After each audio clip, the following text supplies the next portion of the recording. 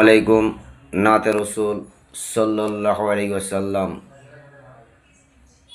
কোরআন হলো জীবনের আলো, ভুলবো না কখনো। কোরআনের তারে জীবন বিলীন করে দেব। কোরআন থাকলে সিনার মধ্যে খোদা খুশি হবে। কেয়ামতের দিনে আল্লাহ জান্নাতে দিবে।